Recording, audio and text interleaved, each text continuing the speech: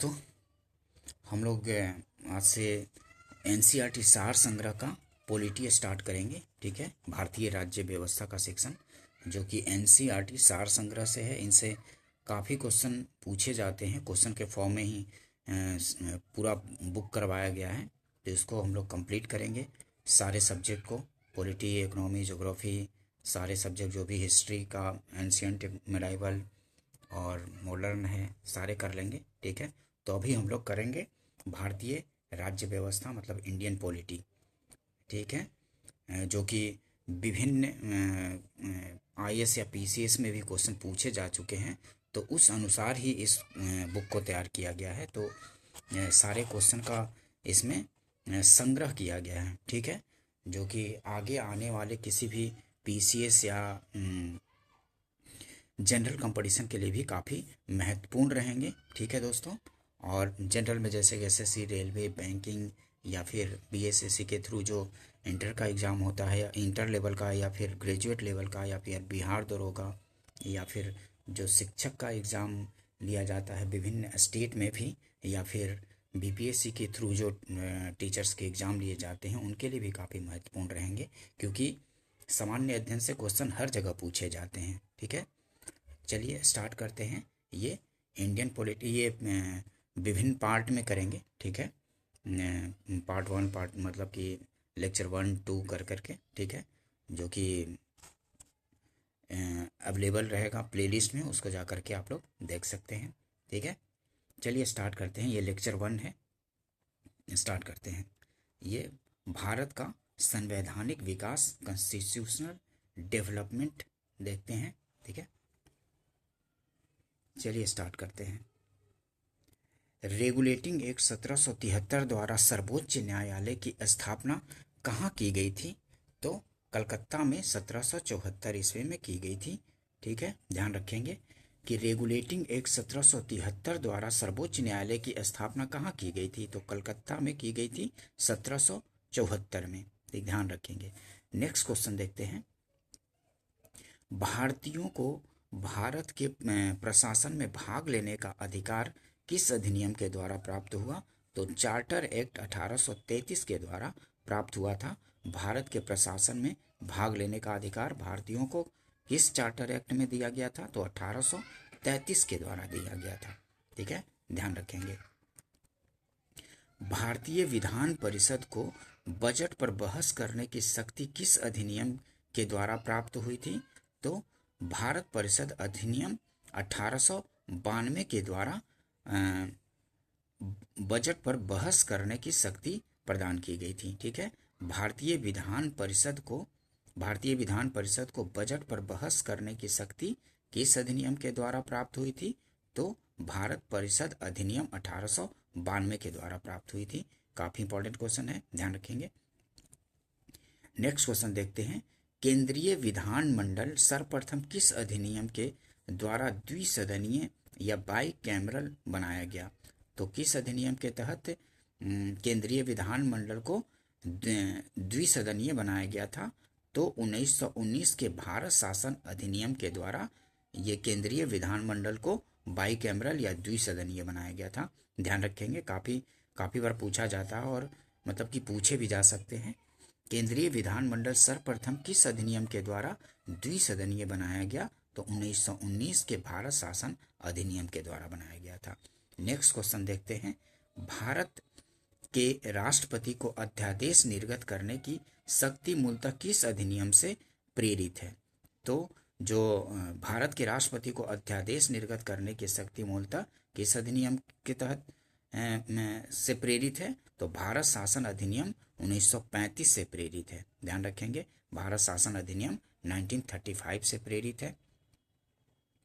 ये भारत का संवैधानिक विकास किस तरह से हुआ है वो देखते हैं। तो भारत का संवैधानिक विकास ईस्ट इंडिया कंपनी के अंतर्गत कैसे कैसे हुआ, और ब्रिटिश क्राउन के अंतर्गत किस तरह से हुआ वो देखते हैं।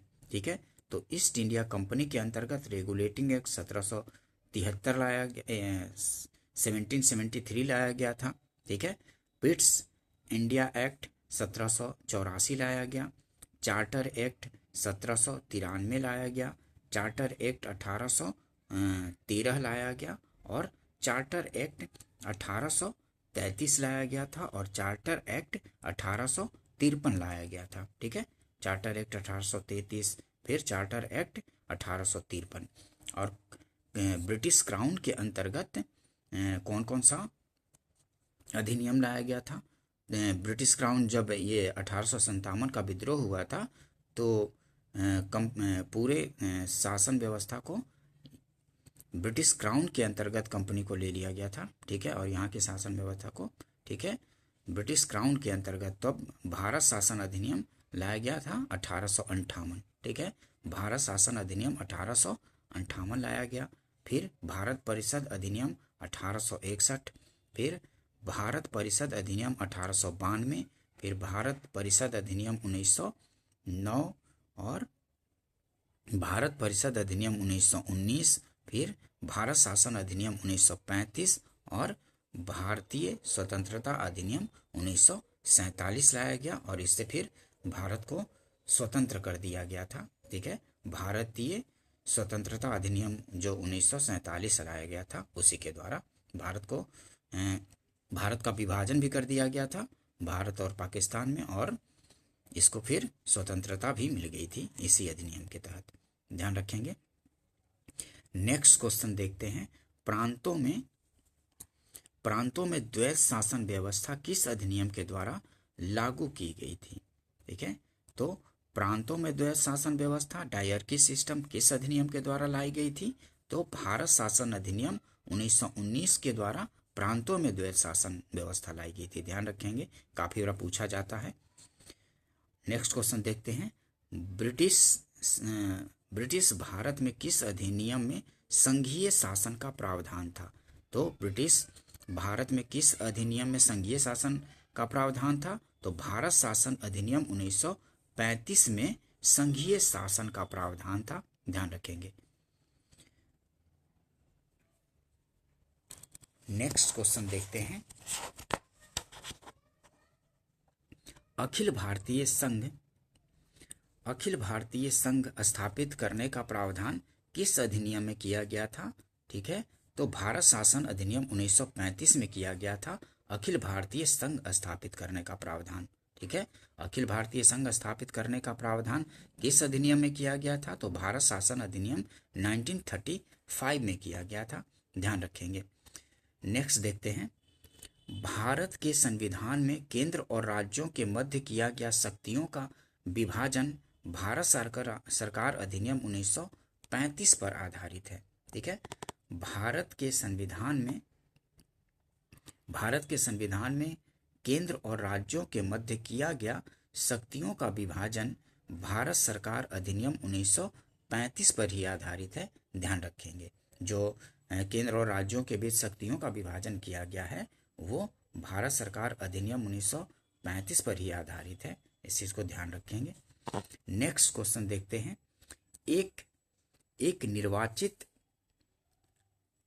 निर्वाचित संविधान सभा द्वारा भारत के संविधान का निर्माण करने का प्रस्ताव किसके द्वारा दिया गया था? तो क्रिप्स मिशन के द्वारा किया गया था। ठीक है, ये एक निर्वाचित संविधान सभा द्वारा भारत के संविधान का निर्माण करने का प्रस्ताव किसके द्वारा दिया गया था? तो क्रिप्स मिशन के द्वारा दिया गया था। ध्यान रखेंगे। नेक्स्ट क्वेश्चन देखते हैं, भारतीय संविधान सभा का गठन किसके अंतर्गत किया गया था? तो भारतीय संविधान सभा का जो गठन किया गया था वो कैबिनेट मिशन 1946 के अंतर्गत किया गया था। ठीक है, कैबिनेट मिशन 1946 के अंतर्गत संविधान सभा का गठन किया गया था। काफी बार पूछा जाता है। ठीक है, काफी बार पूछे जा चुके हैं, काफी बार रिपीट हुए हैं। ठीक है, कि भारतीय संविधान सभा का गठन किसके अंतर्गत किया गया था? तो भारतीय संविधान सभा का गठन कैबिनेट मिशन 1946 के अंतर्गत किया गया था। नेक्स्ट क्वेश्चन देखते हैं, कैबिनेट मिशन द्वारा प्रस्तुत योजना के अनुसार संविधान सभा में प्रांतों से प्रतिनिधियों का निर्वाचन किस अनुपात में था? तो 10 लाख की जनसंख्या पर एक सदस्य चुना जाना था। ठीक है, 10 लाख की जनसंख्या पर एक सदस्य चुना गया था। कैबिनेट मिशन द्वारा प्रस्तुत योजना के अनुसार संविधान सभा में प्रांतों से प्रतिनिधियों का निर्वाचन किस अनुपात में था? तो तो 10 लाख की जनसंख्या पर एक सदस्य था। काफी बार पूछा जाता है, ध्यान रखेंगे। नेक्स्ट क्वेश्चन देखते हैं, भारतीय संविधान का निर्माण करने वाली संविधान सभा के सदस्यों का चुनाव किसके द्वारा किया गया था? तो विभिन्न प्रांतों की विधान सभाओं के द्वारा किया गया था। भारतीय संविधान का निर्माण करने वाली संविधान सभा के सदस्यों का चुनाव किसके द्वारा किया गया था? तो संविधान का निर्माण करने वाली संविधान सभा के सदस्यों का चुनाव किसके द्वारा किया गया था? तो विभिन्न प्रांतों की विधान सभाओं के द्वारा किया गया था, ध्यान रखेंगे।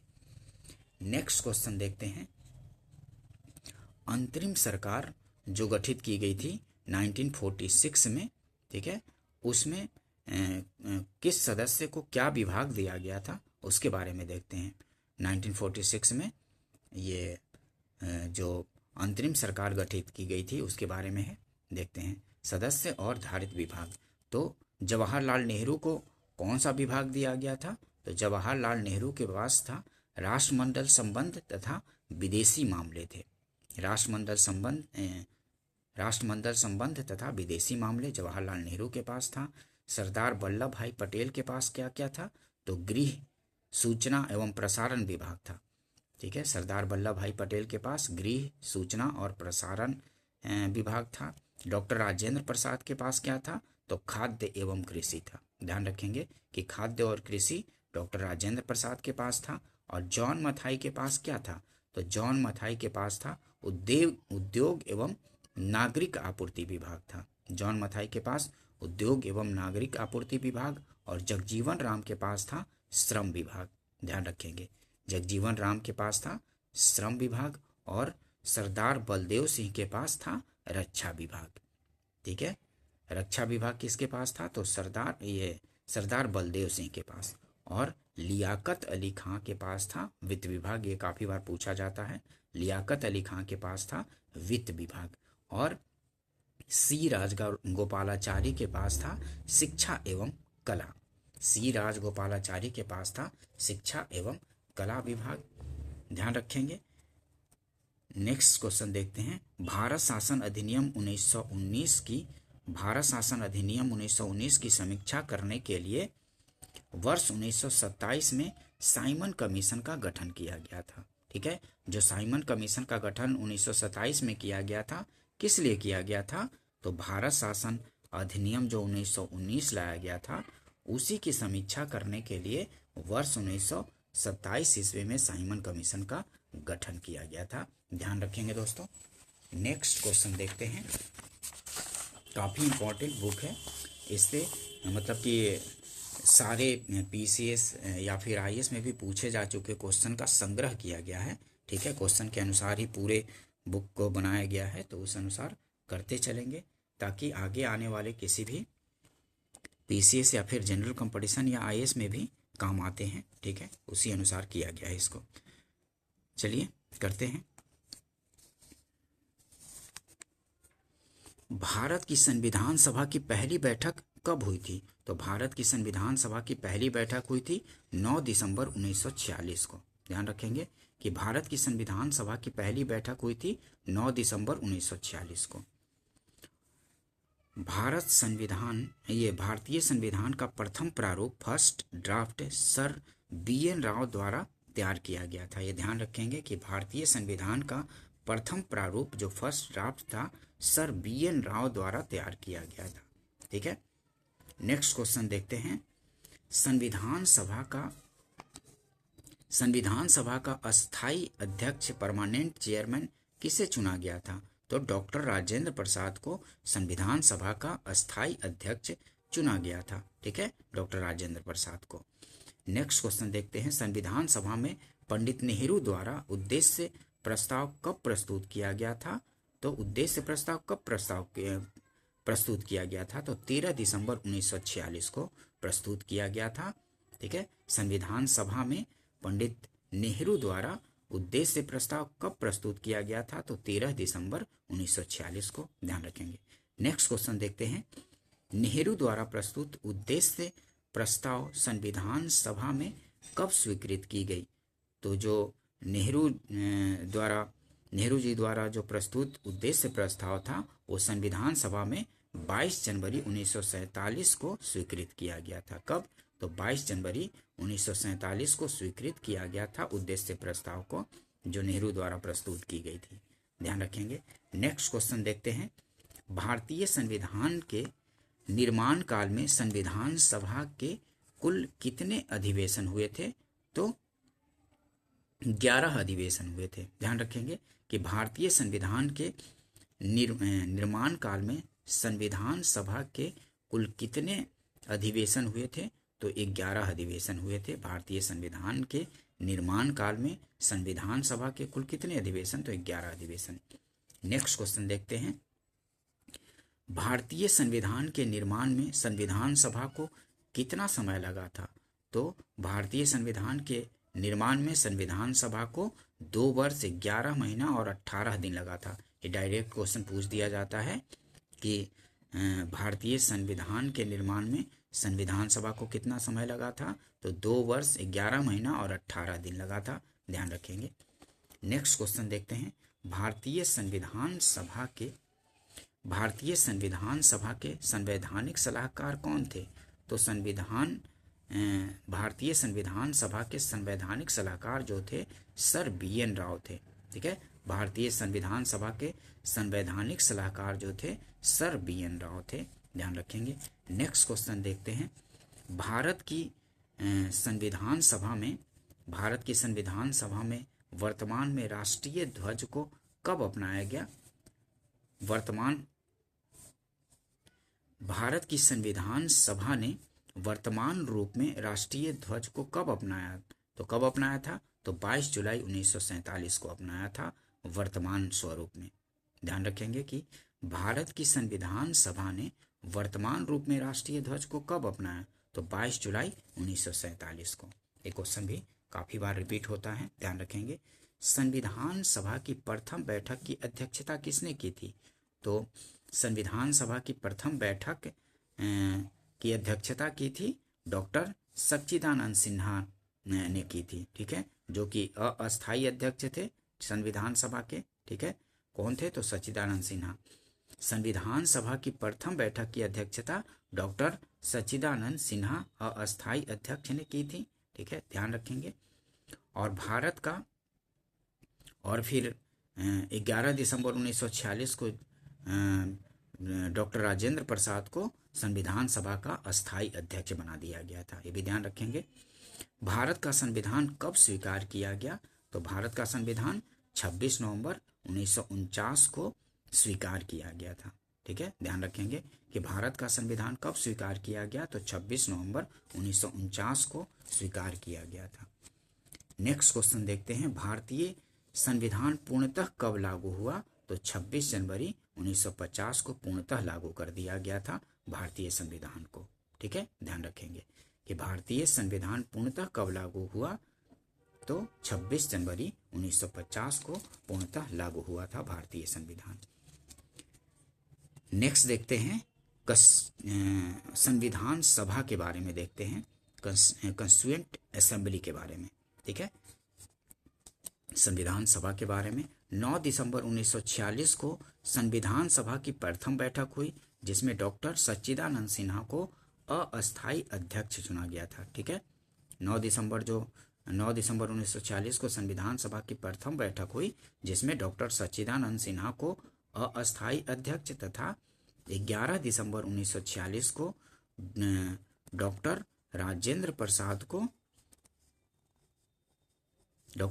प्रसाद को अस्थायी अध्यक्ष चुना गया। ठीक है, संविधान निर्माण का प्रारंभ 13 दिसंबर 1946 को पंडित जवाहरलाल नेहरू द्वारा प्रस्तुत उद्देश्य प्रस्ताव से हुआ, जिसे 22 जनवरी 1947 को सर्वसम्मति से स्वीकार कर लिया गया।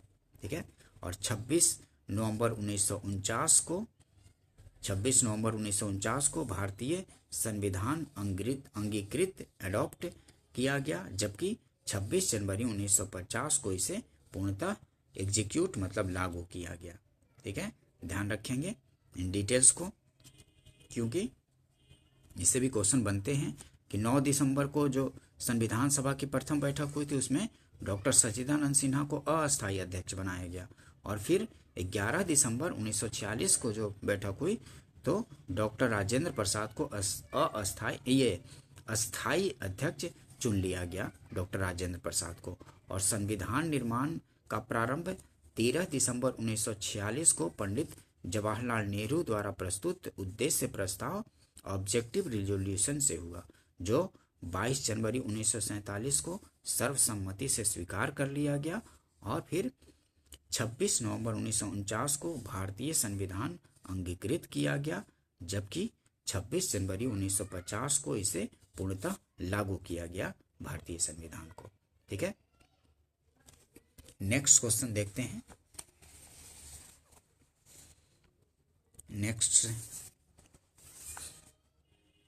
26 नवंबर 1949 को 26 नवंबर 1949 को भारतीय संविधान किसके द्वारा अधिनियमित किया गया था? तो जो 26 नवंबर 1949 को भारतीय संविधान अधिनियमित किया गया था, भारतीय संविधान सभा के द्वारा भारतीय संविधान को अधिनियमित किया गया था या अंगीकृत किया गया था। ठीक है, 26 नवंबर 1949 को भारतीय संविधान किसके द्वारा अधिनियमित किया गया था? तो संविधान सभा के द्वारा अधिनियमित किया गया था, ध्यान रखेंगे। नेक्स्ट क्वेश्चन देखते हैं। जन गण मन को भारत के राष्ट्रगान के रूप में कब अपनाया गया था? तो 24 जनवरी 1950 को अपनाया गया था। ध्यान रखेंगे कि जन गण मन को भारत के राष्ट्रगान के रूप में कब अपनाया गया था? तो 24 जनवरी 1950 में अपनाया गया था। नेक्स्ट क्वेश्चन देखते हैं। भारत सरकार द्वारा अशोक स्तंभ को राष्ट्रीय चिन्ह के रूप में, नेशनल एम्बलम के रूप में कब अंगीकृत किया गया था? तो 26 जनवरी 1950 को अंगीकृत किया गया था ये राष्ट्रीय चिन्ह। ये कौन सा? तो भारत सरकार द्वारा अशोक स्तंभ को राष्ट्रीय चिन्ह के रूप में कब अंगीकृत किया गया था? तो 26 जनवरी 1950 को, ध्यान रखेंगे। नेक्स्ट क्वेश्चन देखते हैं। संविधान सभा की सलाहकार समिति के अध्यक्ष सरदार वल्लभ भाई पटेल थे। ठीक है, संविधान सभा की सलाहकार समिति एडवाइजरी कमेटी के अध्यक्ष कौन थे? तो सरदार वल्लभ भाई पटेल थे। नेक्स्ट क्वेश्चन देखते हैं। संविधान सभा की झंडा समिति के अध्यक्ष कौन थे? तो डॉक्टर राजेंद्र प्रसाद थे, झंडा समिति के अध्यक्ष। संविधान सभा की झंडा समिति के अध्यक्ष कौन थे? तो डॉक्टर राजेंद्र प्रसाद थे। नेक्स्ट देखते हैं। प्रमुख समितियां और उनके अध्यक्ष से संबंधित है। काफी बार पूछे जाते हैं कि किस समिति के कौन से अध्यक्ष थे, किसकी अध्यक्षता में कौन सी समिति गठित की गई थी? तो संघ शक्ति समिति के अध्यक्ष कौन थे? तो पंडित जवाहरलाल नेहरू संघ शक्ति समिति के अध्यक्ष थे, ध्यान रखेंगे। संघीय संविधान समिति के अध्यक्ष कौन थे? तो पंडित जवाहरलाल नेहरू ही थे। और प्रांतीय संविधान समिति के अध्यक्ष कौन थे? तो सरदार वल्लभ भाई पटेल थे। प्रांतीय संविधान समिति के अध्यक्ष सरदार वल्लभ भाई पटेल थे। और प्रारूप समिति के अध्यक्ष कौन थे? तो प्रारूप समिति के अध्यक्ष थे डॉक्टर भीमराव अंबेडकर। ठीक है, डॉक्टर BR अंबेडकर प्रारूप समिति के अध्यक्ष थे। और मौलिक अधिकारों एवं अल्पसंख्यकों संबंधी परामर्श समिति के अध्यक्ष कौन थे? तो सरदार वल्लभ भाई पटेल थे। मौलिक अधिकारों एवं अल्पसंख्यकों संबंधी परामर्श समिति के अध्यक्ष सरदार वल्लभ भाई पटेल थे। प्रक्रिया नियम समिति के अध्यक्ष कौन थे? तो प्रक्रिया नियम समिति के अध्यक्ष थे डॉक्टर राजेंद्र प्रसाद, ध्यान रखेंगे। और राज्यों के लिए समिति के अध्यक्ष कौन थे? तो पंडित जवाहरलाल नेहरू थे राज्यों के लिए समिति के अध्यक्ष। और संचालन समिति के अध्यक्ष कौन थे? तो डॉक्टर राजेंद्र प्रसाद थे। ठीक है दोस्तों, संचालन समिति के अध्यक्ष कौन थे? तो डॉक्टर राजेंद्र प्रसाद थे।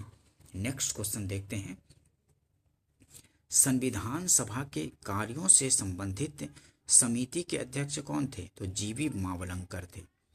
संविधान सभा के कार्यों से संबंधित समिति के अध्यक्ष कौन थे?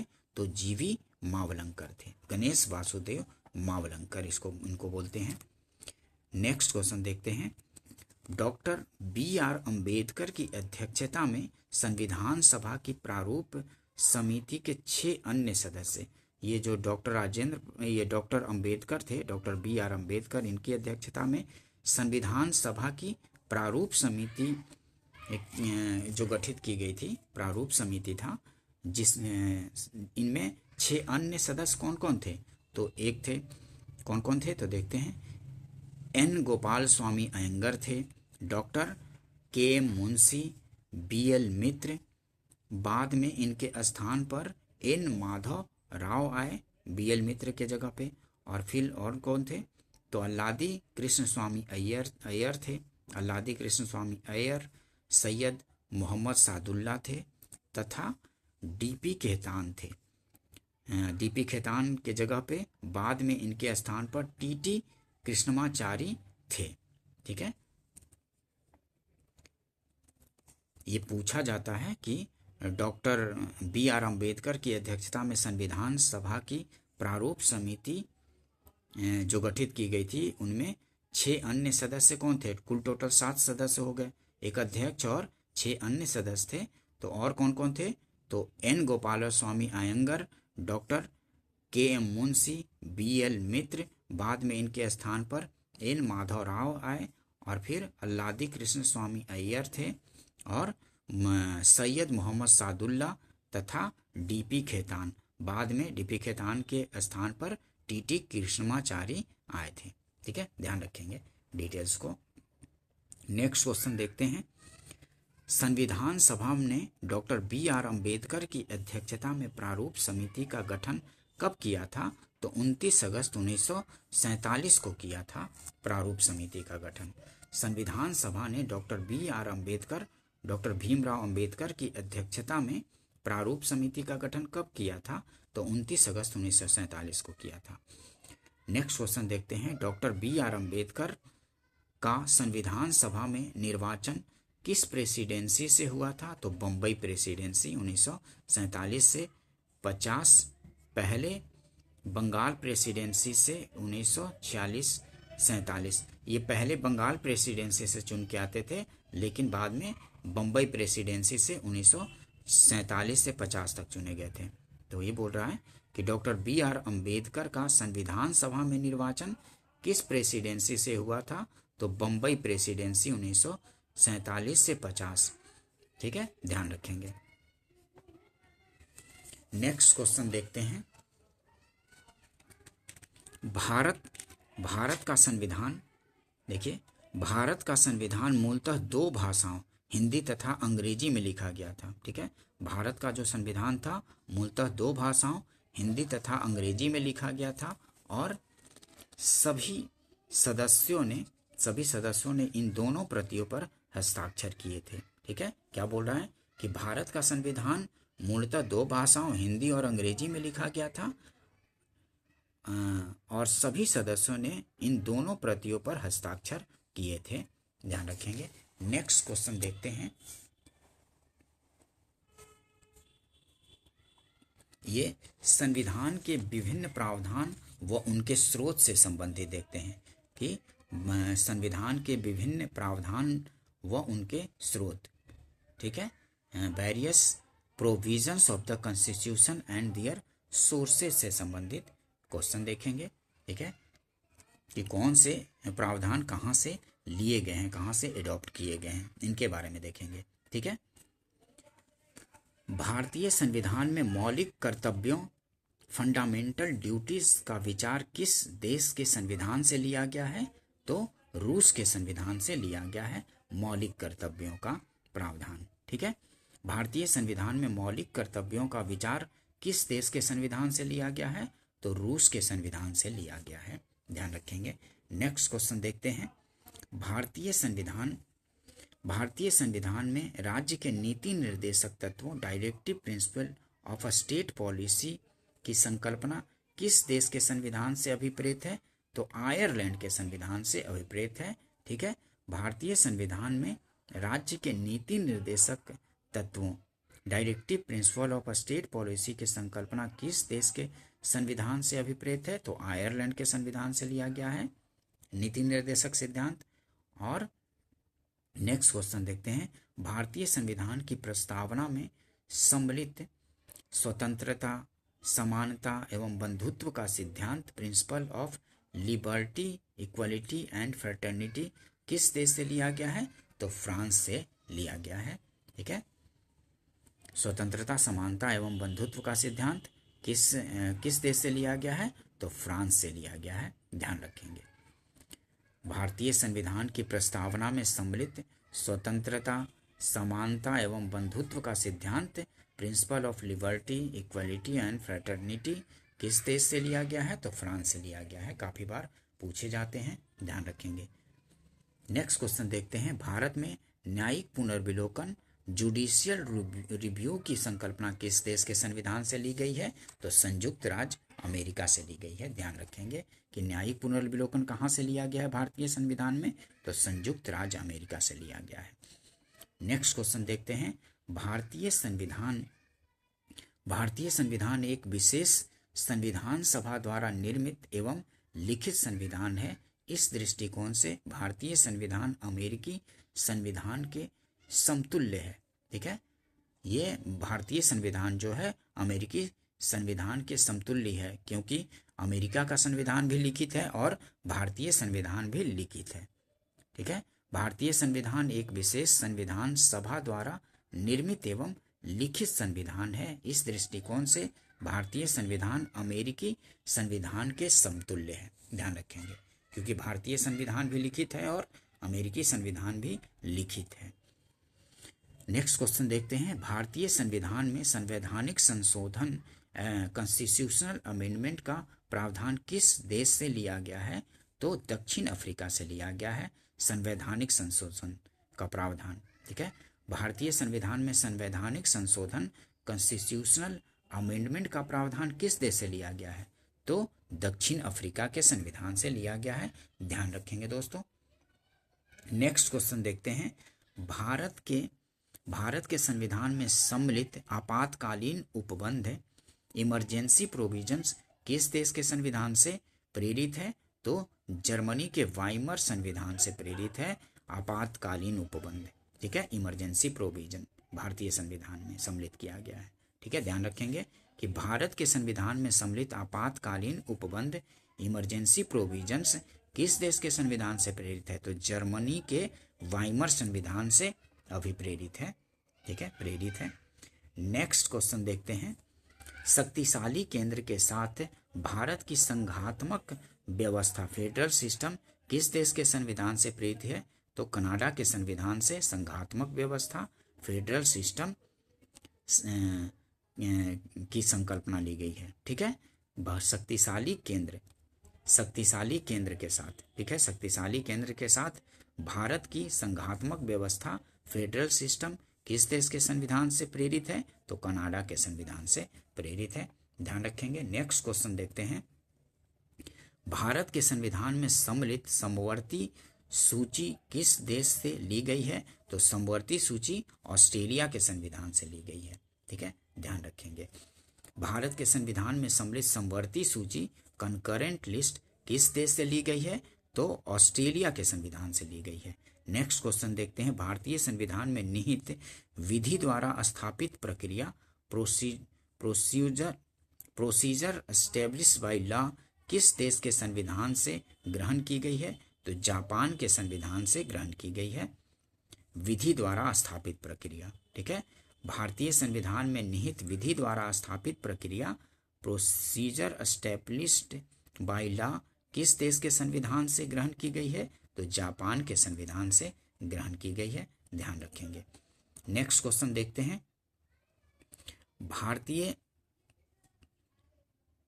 भारतीय संविधान की प्रस्तावना में सामाजिक, आर्थिक एवं राजनीतिक न्याय का आदर्श का प्रावधान किस देश के संविधान से प्रेरित है? तो रूस के संविधान से प्रेरित है। क्या क्या?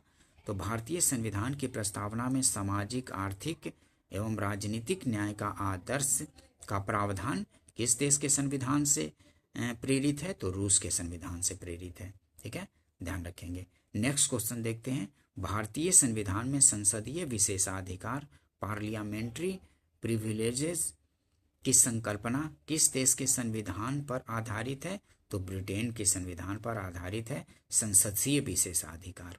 ठीक है, भारतीय संविधान में संसदीय विशेषाधिकार पार्लियामेंट्री प्रिविलेज की संकल्पना किस देश के संविधान पर आधारित है? तो ब्रिटेन के संविधान पर आधारित है।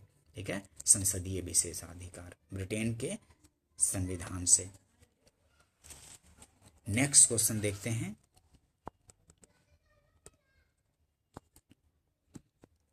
भारत के संविधान में सम्मिलित मूल अधिकार फंडामेंटल राइट्स, ठीक है, भारत के संविधान में सम्मिलित मूल अधिकार फंडामेंटल राइट किस देश के संवैधानिक प्रावधानों से प्रेरित है? तो संयुक्त राज्य अमेरिका से प्रेरित है मूल अधिकार जो भारत के संविधान में सम्मिलित है। ठीक है, भारत के संविधान में सम्मिलित मूल अधिकार फंडामेंटल राइट्स किस देश के संवैधानिक प्रावधानों से प्रेरित है? तो संयुक्त राज्य अमेरिका के संविधान से प्रेरित है। ठीक है, विभिन्न देशों के संविधानों से लिए गए प्रावधान, ठीक है, देखते हैं कि किस देश से क्या क्या प्रावधान लिए गए हैं, उसके बारे में देखते हैं क्वेश्चन। ठीक है दोस्तों, कि जो विभिन्न देश हैं उनसे क्या क्या अपने संविधान में प्रावधान लिए गए हैं, ग्रहण किए गए हैं, मतलब प्रेरित हैं। ठीक है, देखते हैं। संयुक्त राज्य America, United state of America से क्या क्या लिए गए हैं? तो प्रस्तावना के शब्द लिए गए हैं, हम भारत के लोग, प्रस्तावना के शब्द हम भारत के लोग। ठीक है, और क्या लिए गए हैं? तो मूल अधिकार संयुक्त राज्य अमेरिका से ही, और तीसरा क्या है? तो स्वतंत्र न्यायपालिका का प्रावधान लिया गया है, और न्यायिक पुनर्विलोकन प्रणाली का प्रावधान, और सर्वोच्च न्यायालय एवं उच्च न्यायालय के न्यायाधीशों को पद से हटाए जाने की प्रक्रिया भी ली गई है। और छठा क्या लिया गया है? तो राष्ट्रपति पर महाभियोग जो चलाया जाता है वो भी लिया गया है, और जनहित याचिका ली गई है। और आठवां क्या? तो उपराष्ट्रपति का पद, और फिर नौवां यथोचित विधि प्रक्रिया भी ली गई है। ठीक है, ध्यान रखेंगे। नेक्स्ट देखते हैं, ब्रिटेन के संविधान से क्या क्या प्रावधान लिया गया है? तो ब्रिटेन के संविधान से लिया गया है विधि का शासन लिया गया है। ब्रिटेन के संविधान से पहला विधि का शासन, दूसरा क्या लिया गया है? तो संसदीय शासन प्रणाली ली गई है, और तीसरा एकल नागरिकता का प्रावधान लिया गया है, और चौथा द्विसदनीय व्यवस्था ली गई है, और पांचवा क्या? तो विधि निर्माण प्रक्रिया ली गई है, और छठा सर्वाधिक मत के आधार पर चुनाव जीत का निर्णय, सर्वाधिक मत के आधार पर चुनाव जीत का निर्णय लिया गया है। और सातवां क्या लिया गया है? तो विधायिका में अध्यक्ष पद की भूमिका ली गई है, विधायिका में अध्यक्ष पद की भूमिका। और आठवां संसदीय विशेषाधिकार भी लिया गया है। ठीक है, संसदीय विशेषाधिकार। नेक्स्ट देखते हैं, दक्षिण अफ्रीका से क्या क्या लिया गया है? तो दक्षिण अफ्रीका से, साउथ अफ्रीका से क्या? तो संविधान संशोधन की प्रक्रिया ली गई है। ध्यान रखेंगे, काफी बार पूछा जाता है संविधान संशोधन की प्रक्रिया कहाँ से? तो दक्षिण अफ्रीका से। और राज्यसभा के सदस्यों का निर्वाचन भी लिया गया है, राज्यसभा के सदस्यों का निर्वाचन का प्रावधान भी दक्षिण अफ्रीका से। और कनाडा से क्या लिया गया है? नेक्स्ट देखते हैं, कनाडा से क्या क्या? तो सशक्त केंद्र के साथ संघीय व्यवस्था, सशक्त केंद्र के साथ संघीय व्यवस्था कनाडा के संविधान से। और दूसरा क्या लिया गया है? तो शक्तियों का वितरण तथा अवशिष्ट शक्तियों का केंद्र में निहित होना। ठीक है, शक्तियों का वितरण तथा अवशिष्ट शक्तियों का केंद्र में निहित होना कनाडा के संविधान से ही लिया गया है। और तीसरा क्या लिया गया है? केंद्र द्वारा राज्यों में राज्यपाल की नियुक्ति, केंद्र द्वारा राज्यों में राज्यपाल की नियुक्ति का प्रावधान लिया गया है। और क्या? तो उच्चतम न्यायालय का परामर्शी न्याय निर्णयन लिया गया है। ठीक है, उच्चतम न्यायालय का परामर्शी न्याय निर्णयन भी कनाडा के संविधान से लिया गया है। और नेक्स्ट संघात्मक विशेषताएं भी ली गई हैं। ठीक है, संघात्मक विशेषताएं कनाडा के संविधान से ही ली गई है। नेक्स्ट क्वेश्चन देखते हैं कि ऑस्ट्रेलिया के संविधान से क्या क्या लिया गया है? तो ऑस्ट्रेलिया के संविधान से लिया गया है, समवर्ती सूची लिया गया है, व्यापार वाणिज्य और समागम की स्वतंत्रता संबंधी प्रावधान लिया गया है। ठीक है, एक तो समवर्ती सूची लिया गया है, दूसरा व्यापार वाणिज्य एवं समागम की स्वतंत्रता संबंधी प्रावधान लिया गया है, और तीसरा क्या लिया गया है, संसद के दोनों सदनों की संयुक्त बैठक का प्रावधान लिया गया है ऑस्ट्रेलिया से ही, संसद के दोनों सदनों की संयुक्त बैठक का प्रावधान। और चौथा, प्रस्तावना की भाषा भी ली गई है ऑस्ट्रेलिया से। ठीक है, नेक्स्ट क्वेश्चन देखते हैं, आयरलैंड से क्या क्या लिया गया है। तो आयरलैंड से क्या क्या प्रावधान लिया गया है, सबसे इंपॉर्टेंट है राज्य के नीति निर्देशक तत्व आयरलैंड के संविधान से ही लिया गया है, और राष्ट्रपति की निर्वाचन की पद्धति ली गई है। ठीक है, राष्ट्रपति की निर्वाचन पद्धति ली गई है, और राज्यसभा में सदस्यों का नामांकन का प्रावधान भी लिया गया है। राज्यसभा में सदस्यों का नामांकन का प्रावधान भी आयरलैंड के संविधान से। और फ्रांस के संविधान से क्या क्या लिया गया है, तो देखते हैं फ्रांस के संविधान से।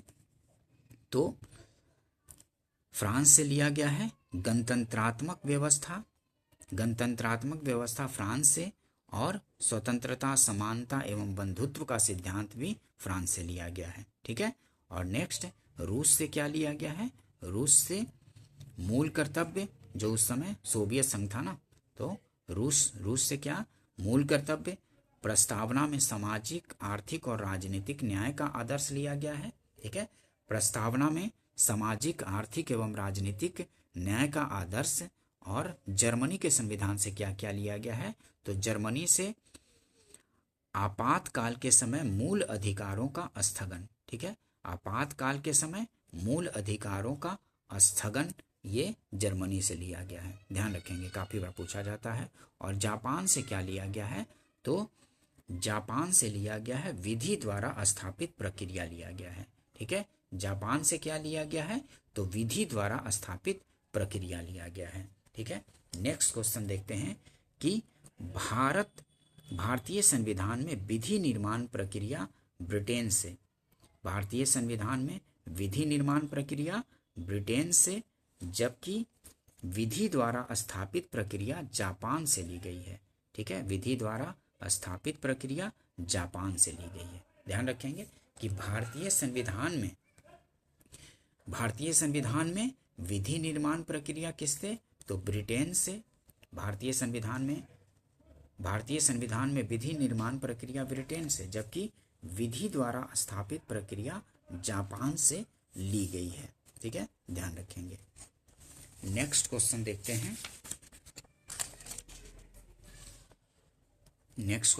हैं, ये भारतीय संविधान के भाग से संबंधित ये है। ठीक है, कि भारतीय संविधान में कितने भाग हैं और किसमें क्या क्या हैं, उसके बारे में देखते हैं।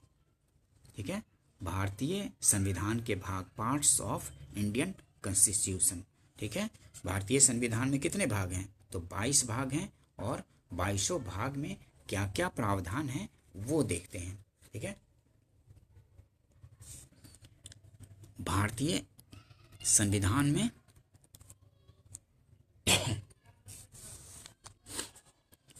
22 भाग हैं। तो भाग एक में क्या है, तो भारतीय संविधान के भाग 1 में है संघ और उसका राज्य क्षेत्र है। ठीक है, भाग 1 में संघ और उसका राज्य क्षेत्र है।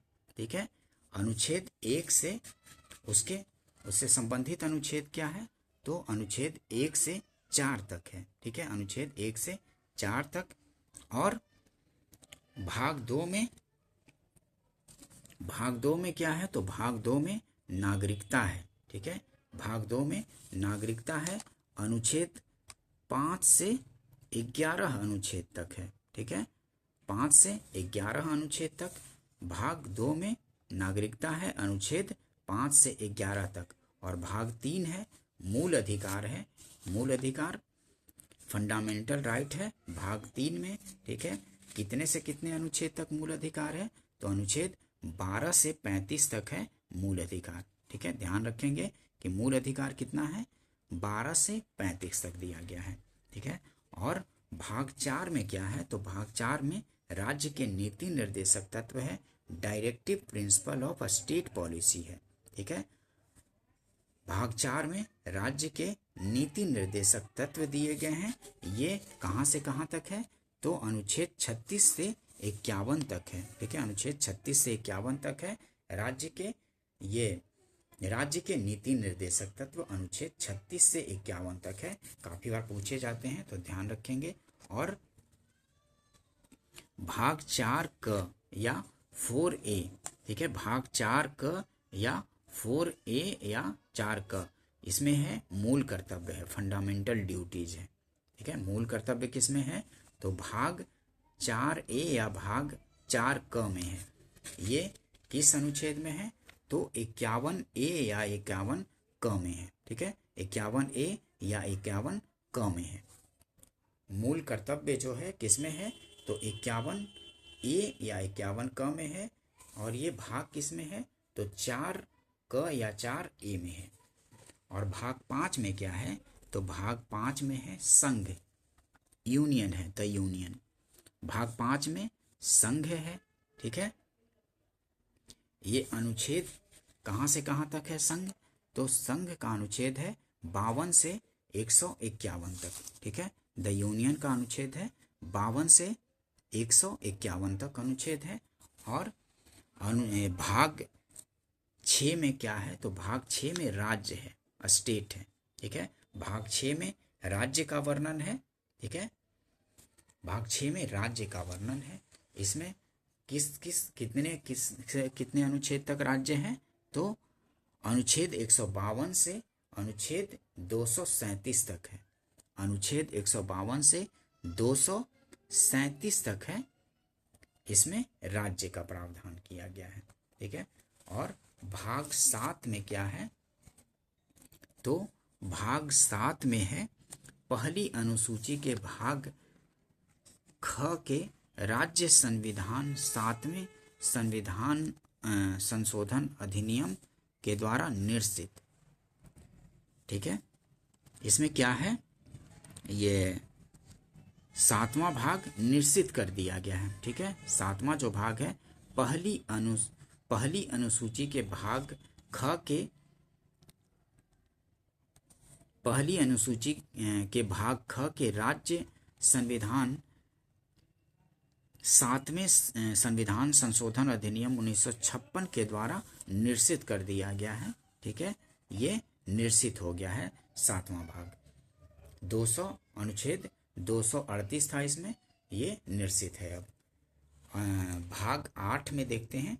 भाग 8 में क्या है, तो भाग 8 में केंद्र शासित प्रदेश हैं। ध्यान रखेंगे कि जो यूनियन टेरिटोरीज हैं वो भाग 8 में है।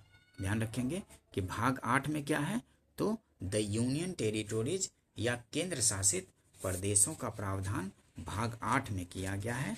कहाँ से कहाँ तक अनुच्छेद है भाग 8 का, तो अनुच्छेद 239 से 242 तक है। अनुच्छेद 239 से 242 तक। ठीक है, फिर भाग 9 में क्या है, तो भाग 9 में क्या है, तो पंचायत जो है भाग 9 में है। पंचायतें भाग 9 में है।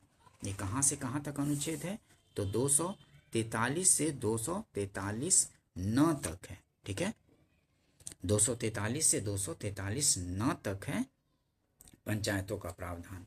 और भाग 9 क में या 9A में क्या है, तो भाग 9A या 9 क में क्या है, तो नगर पालिकाएं द म्यूनिसिपैलिटीज है। ठीक है, म्यूनिसिपैलिटीज नगर पालिकाएं भाग 9 क में है। ये भी ध्यान रखेंगे। ये कहाँ से कहाँ तक अनुच्छेद है, अनुच्छेद 243 त से 243 य छ तक है। ठीक है, 243 त से 243 य छ तक है। ठीक है, नेक्स्ट देखते हैं। ये भाग 9B या 9 ख। ठीक है, भाग 9B या 9 ख में क्या है, तो सहकारी समितियां हैं। ठीक है, सहकारी समितियां भाग 9 या 9 ख में सहकारी समितियां हैं, द कोऑपरेटिव सोसाइटीज हैं। 21 अनुच्छेद तक हैं, तो 243 य ज से 243 य न तक हैं। Cooperative societies. ठीक है, सहकारी समितियां जो भाग 9 ख में है, कहाँ से कहाँ अनुच्छेद तक है, 243 य ज से य न तक है, ध्यान रखेंगे। और भाग 10 में क्या है, तो भाग 10 में अनुसूचित और जनजातीय क्षेत्र हैं। भाग 10 में क्या है, तो भाग 10 में है अनुसूचित और जनजातीय क्षेत्र, भाग 10 में है। ठीक है, the schedule and tribal areas 244 क में है। 244 और 244 क में क्या है, तो the scheduled and tribal areas है। ठीक है, अनुसूचित और जनजातीय क्षेत्र किसमें है, तो भाग 10 में है। ठीक है, भाग 10 में अनुसूचित और जनजातीय क्षेत्र है। और कहाँ से कहाँ तक अनुच्छेद है इसका, तो 244 और 244 क है, ध्यान रखेंगे। और भाग 11 में क्या है, तो भाग 11 में संघ और राज्यों के मध्य संबंध है। ठीक है, भाग 11 में संघ और राज्यों के मध्य संबंध है, relation between the union and states है। यह अनुच्छेद 245 से 263 तक है, ध्यान रखेंगे। और भाग 12 में क्या है, तो भाग 12 में वित्त, संपत्ति, संविदाएं और वाद हैं, finance, property, contracts and suits है। ये अनुच्छेद 264 से 300 ए तक है। ठीक है, अनुच्छेद 264 से 300 ए तक है। नेक्स्ट देखते हैं भाग 13। भाग 13 में क्या है, तो भाग 13 में भारत के राज्य क्षेत्र के भीतर, भाग 13 में भारत के राज्य क्षेत्र के भीतर व्यापार, वाणिज्य और समागम है।